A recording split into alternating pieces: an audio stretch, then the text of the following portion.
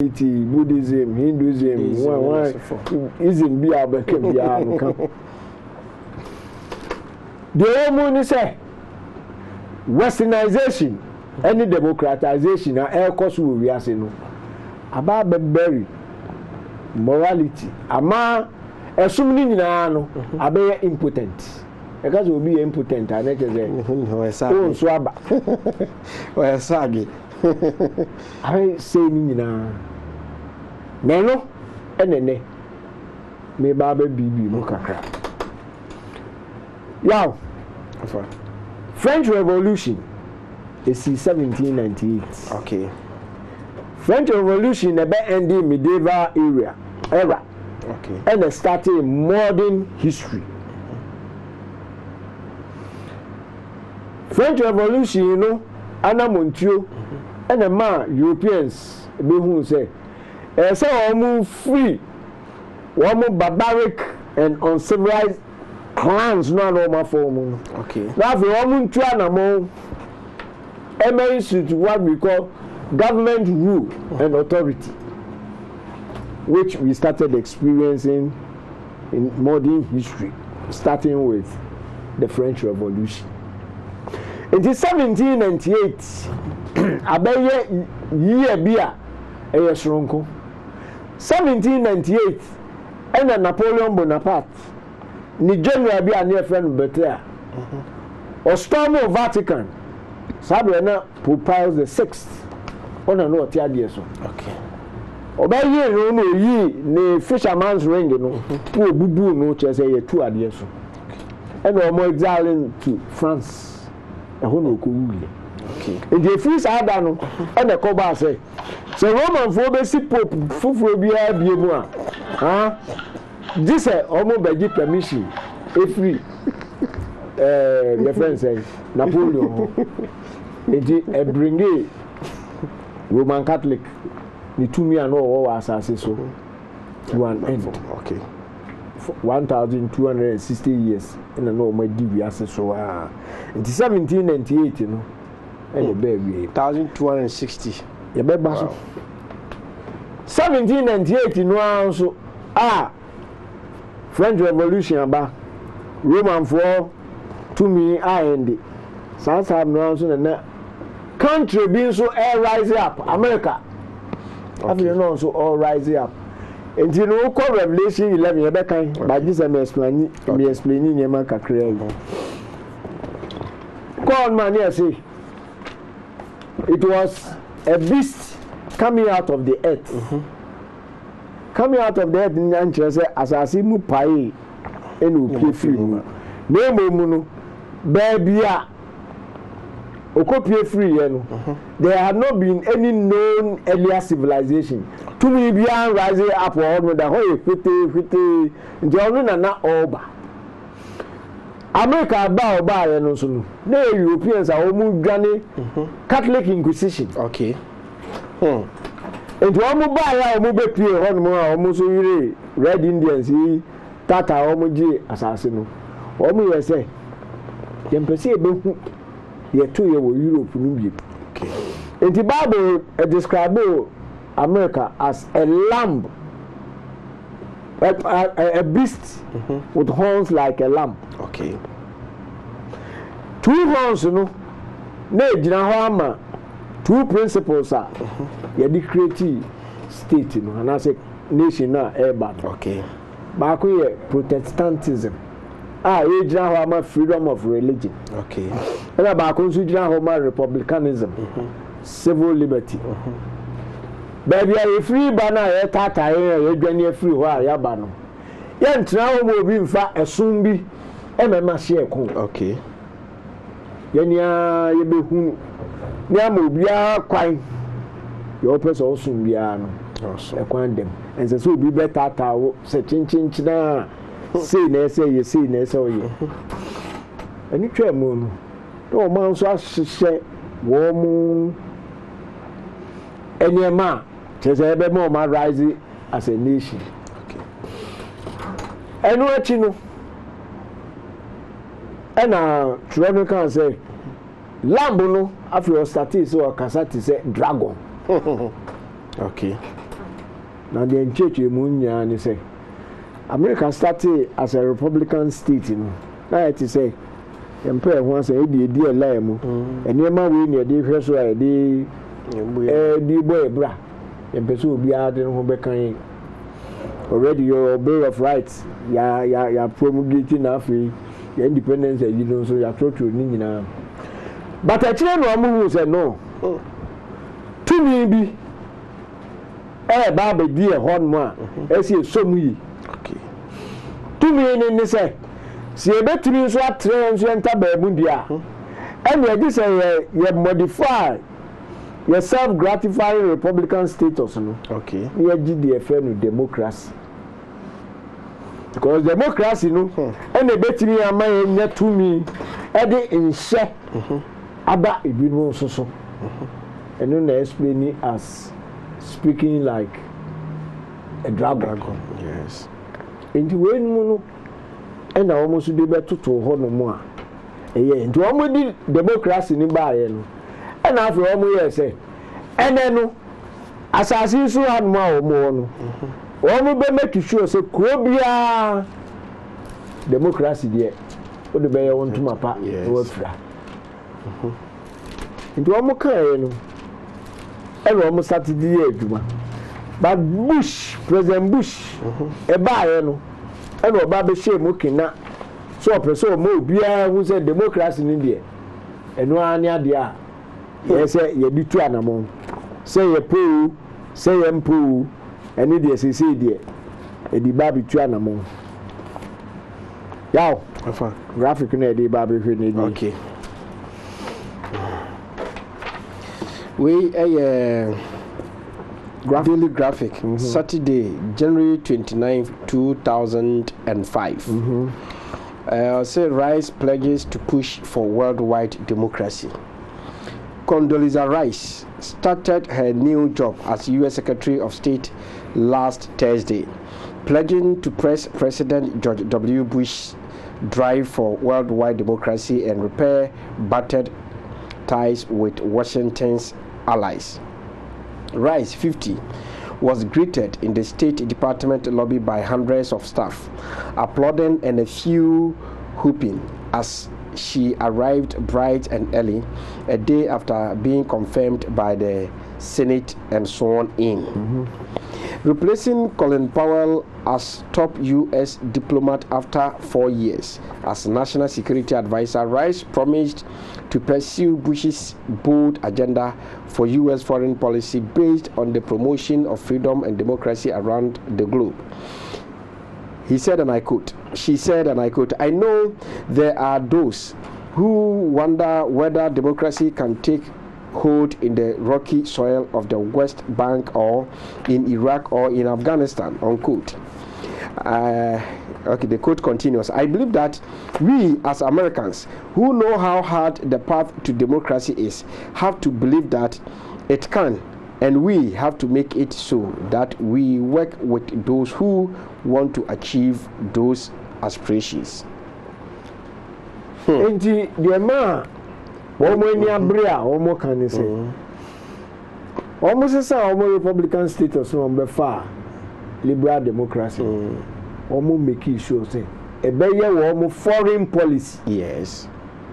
Enti ni sanu no womo articulate dia ya kra ya dikan democracy ye kuram ye moto kra ni say in God we trust. Yes.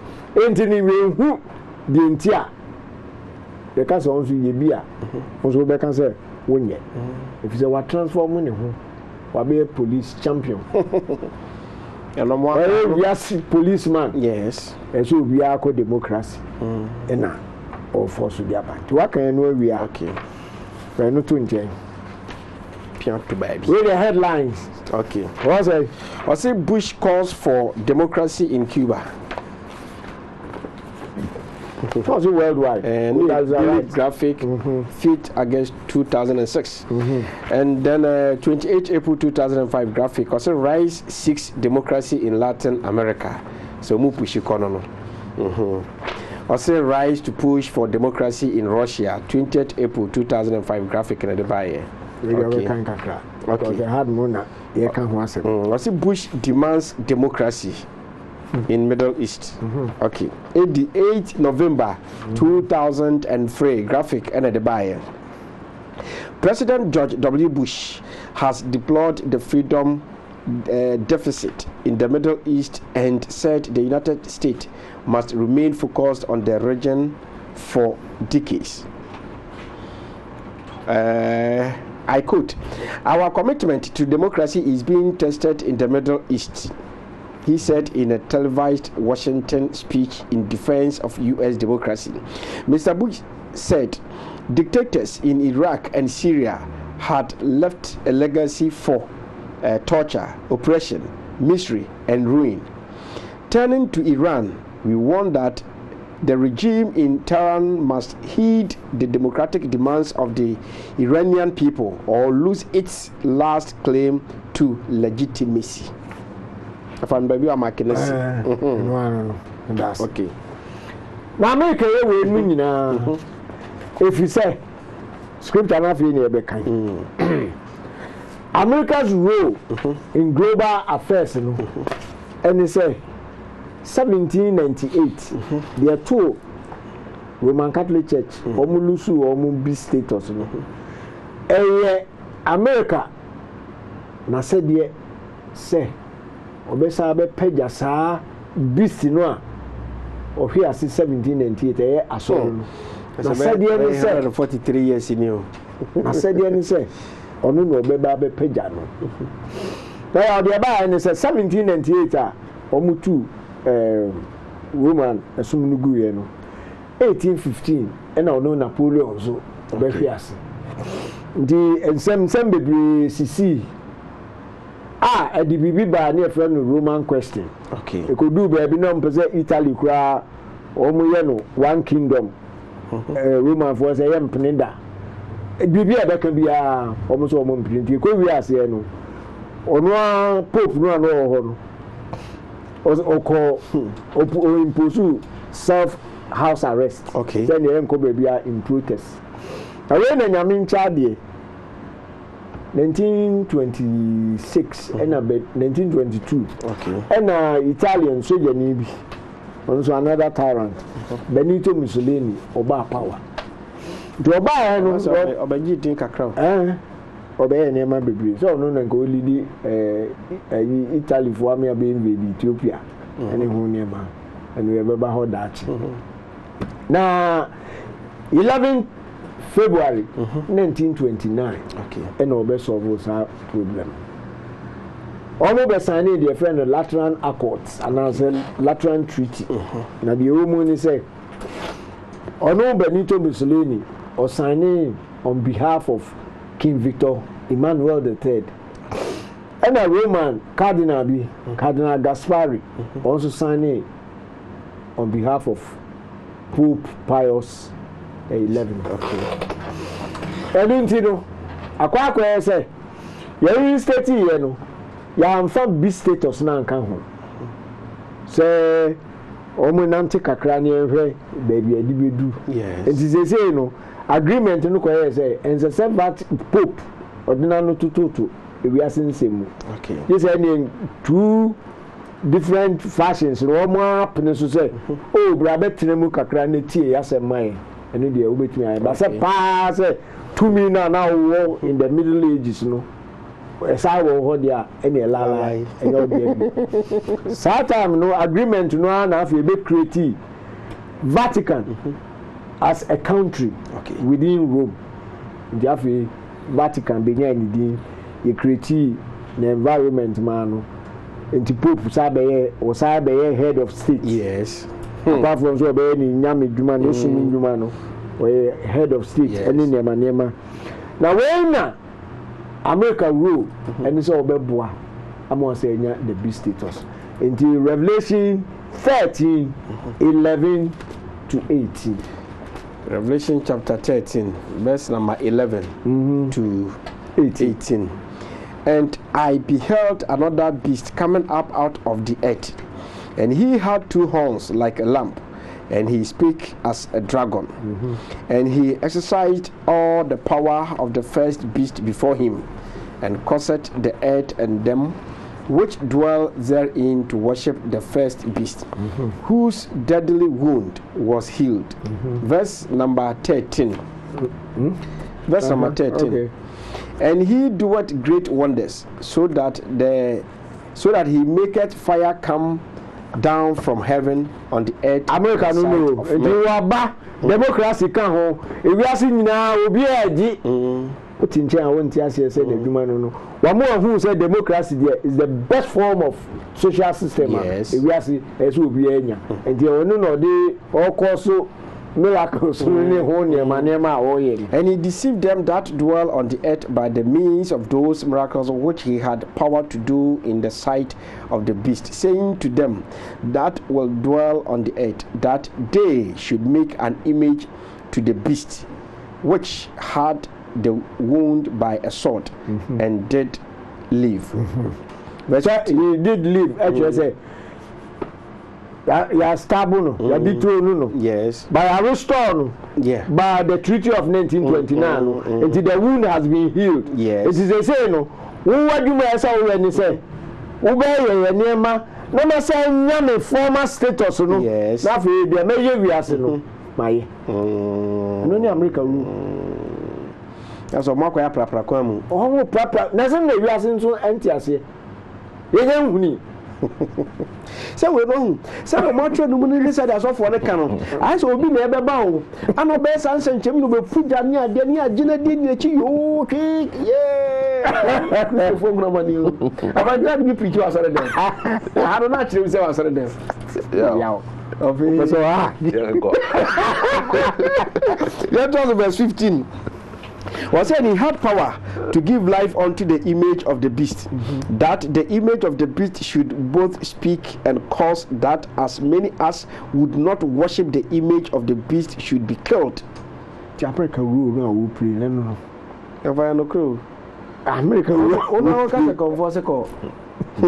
Was it and he caused all, both small and great, rich and poor, free and bond, to receive a mark in their right hand or in their foreheads, and that no man might buy or sell save he that had the mark or the name of the beast or the number of his name. Verse 18, right? Verse 18. Here is wisdom. Let him that had understanding count the number of the beast, for it is the number of a man, and his number is 666. Technology about you, digitization here about you. Yes. And I make an copy. Now, now, for my cousin, ye nisikabi, ye be my ashes to dear. I'm a cashless system. Cashless system near in system, no, because mark of the beast, no, you prepare first beast no we plan and the one na ashe so die din bia de betu ni it was proper kwem but we nu nyina eba we as embrace digitalization yeah Africa dey baby. This is the role America is supposed to play, and our no diligently. Oh yes, because if we are see baby no ya digitalization ya to cashless society ya to and mobile money account ne QR code krato wachi ene gwenu na ye no e di papra kwem senior first beast no a wo ye wounded no obesa benya ni status na onya ni beast status no a e obe start 21st century persecution they almost saw ye de ye chichiri obi bo stake hu there the nsinsan bego now the issue where the nsinsan the persons inside no a bell nsinsan ye hye no ya hye nsinsan ye ga say ye ba be ku sa uzu ntimi nwane itimi che kabra ne nya wo na kinwuma na dia kire no fefefe 21st century no America na ebua ama beast na sa be nya ni status no sa ye de o ye emre bi atwam. Enti when your Bible masemo in reality no Americans ne Vatican omunim say na mo se no mutu adenti na ekoba say Paris conference no ebeba ye say environmental difficulties problems bi a aba ni na ekeka ho enti odi be si Obama so e mo nso gitu mu so e okwa ɔbɛn employ on his colleagues na afei